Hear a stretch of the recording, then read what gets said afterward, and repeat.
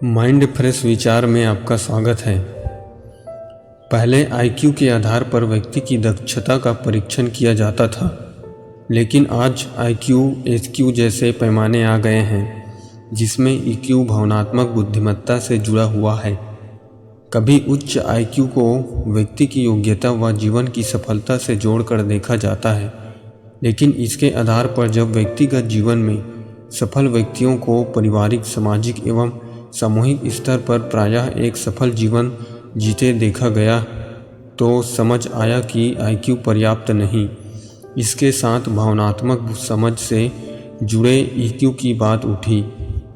सन 1950 में प्रकाशित अपनी पुस्तक emotional intelligence, why it can matter more than IQ में अमेरिकी मनोवैज्ञानिक डेनियल गोलमैन ने सबसे पहले इसकी पर्याप्त विस्तार से चर्चा की। हालांकि इस शब्द का सबसे पहले उपयोग यूनानी दार्शनिक अरस्तु को करने वाला माना जाता है। डेनियल गोलमैन का दावा रहा है कि व्यवहारिक जीवन की समग्र सफलताओं में 80% से अधिक भावनात्मक बुद्धिमत्ता की भूमिका रहती है, जबकि आईक्यू का महत्व 20% से भी कम है। साथ ही उनका यह भी मानना था कि महिलाओं में प्रायः भावनात्मक बुद्धिमत्ता अधिक पाई जाती है और वर्तमान परिस्थितियों में भावनात्मक बुद्धिमत्ता का महत्व बढ़ता जा रहा है। इस आधार पर भविष्य में अधिकांश उच्च पदों पर महिलाओं के पहुंचने की संभावनाएं बढ़ेंगी।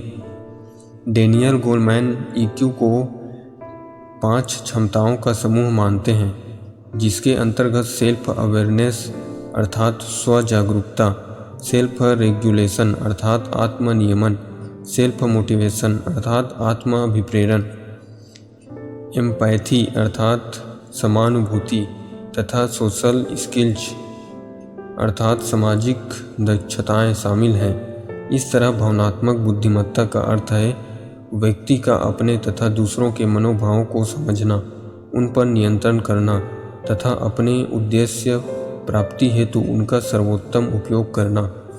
भावनात्मक बुद्धिमत्ता के आधार पर ही व्यक्ति अपने गुणों को समझ व परिस्थितियों की पहचान आसानी से कर पाता है। इसके आधार पर व्यक्ति अपने बातचीत के ढंग, आचरण तथा संबंधों को मजबूत करने में सफल होता है। अपने आंतरिक संतुलन के साथ कार्य क्षेत्र में अंतर संबंधों को बेहतर बनाने में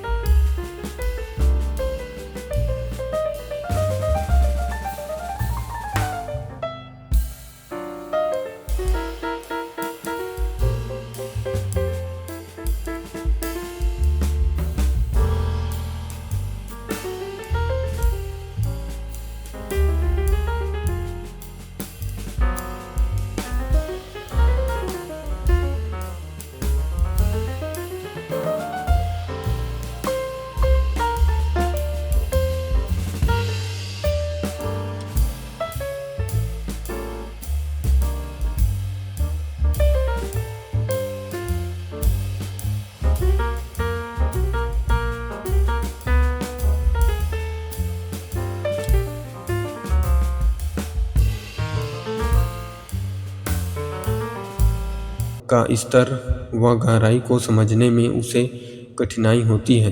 बहुत जल्द दूसरों के प्रति धारणा बनती है व धैर्य के साथ दूसरों को परखने का भाव नहीं रहता। न्यून ईक्यू